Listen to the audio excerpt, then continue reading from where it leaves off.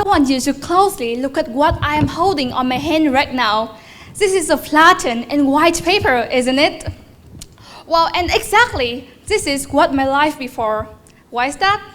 My name is Quỳnh Như, a currently high school student senior in TEDxVinschoolSmartCity. My life was perfectly neat, well-planned, and followed perfectly with other expectations. And here's me. I got the great GPA, one of the top in my class. I have lots of achievements related to my academics and also my personal achievements.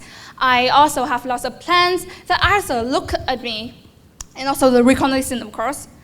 But all of these achievements, I didn't do it out of my passion. I do it because of the fear. The fear of falling behind. The fear of being not good enough. Well, and just like this paper, now I am crumbling it. It turns to something like a trash, a rubbish, right? And it cannot cover to the original one. And well, it's exactly what my life is. I didn't know what to do with my life. I didn't know what I want because I just follow other expectations. Now, I want to ask you this question. Have you ever asked yourself when you're doing a thing, who am I doing this for? And for me, I couldn't know. I didn't know why I am doing it. And we are growing up hearing over and over this question again. What do you want to become in the future? Where do you see yourself in the next 5, 10, 20, or even 30 years? Well, if you have the answer, congratulations. But what if there was no answer given? Well, silence felt like a failure, and it was me.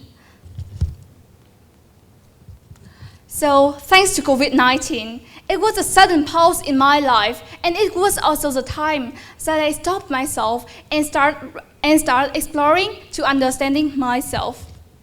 I started by participating in some non-profit organizations or community projects. I also talked to other people who've already stepped into the world that I'm trying to define myself. I also joined lots of simulations, the career simulations, as you can see over here, or the donations come to different parts of Vietnam.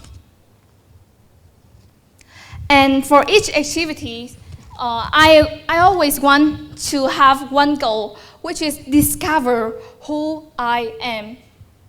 Because I didn't know, so I just participated a lot until I figured out what I want to do and what my career gonna look like.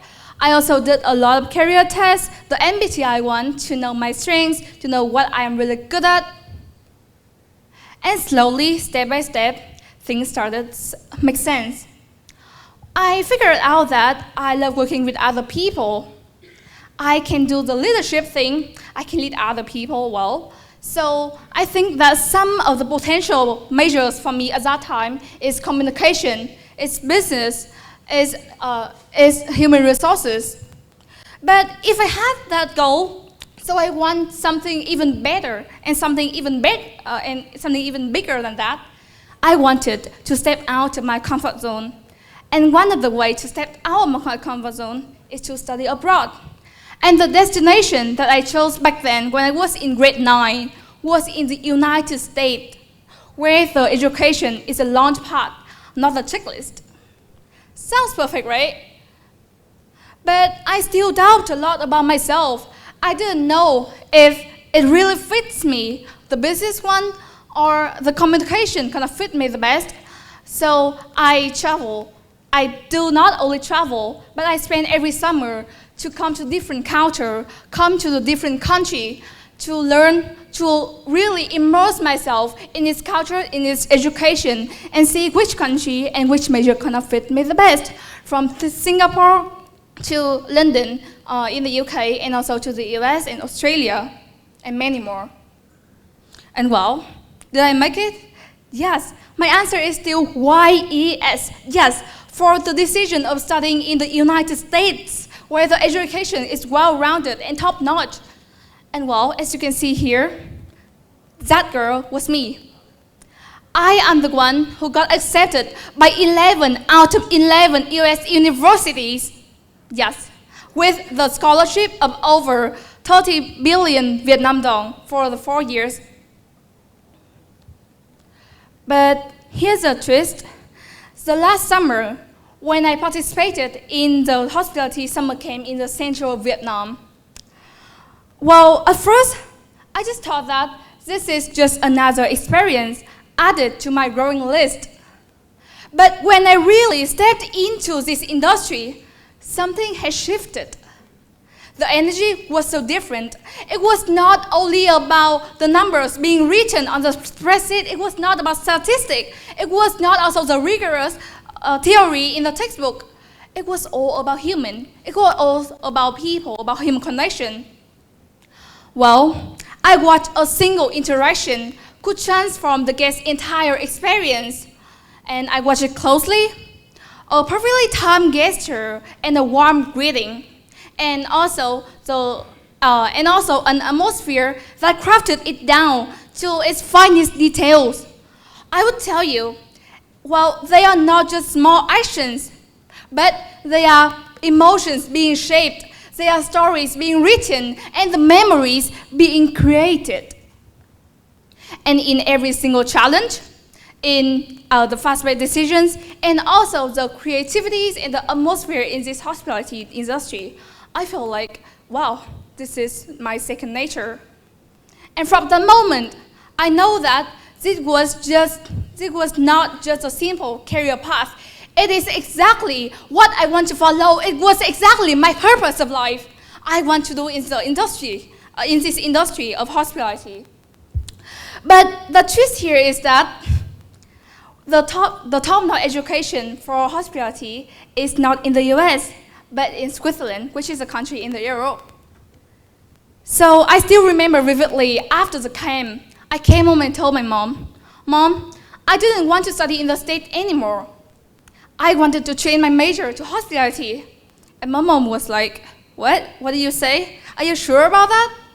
And not just only my mom, but my whole family and also other people doubted a lot about myself. They were hesitated because they just think that I just be back from the camp.